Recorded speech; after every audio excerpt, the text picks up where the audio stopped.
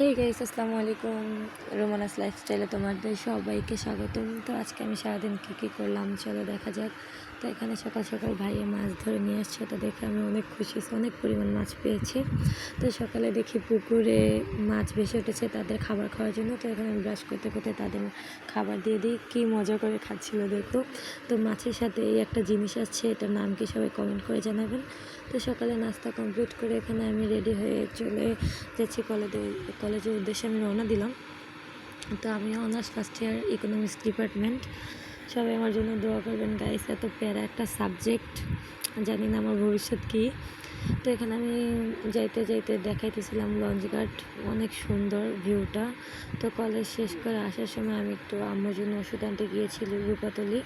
তো আসার টাইমে আবার একটু ঝালমুড়ি দেখে আমি ঝালমুড়ি খাইতেছিলাম। আর এখানে দেখুন গাইস, পেঁপে বাগান এত সুন্দর লাগতেছিল, বাস্তবে আরও সুন্দর। মোবাইলে আমি কতটা কী দেখাইতে পারছি জানি না, বাট অনেক সুন্দর।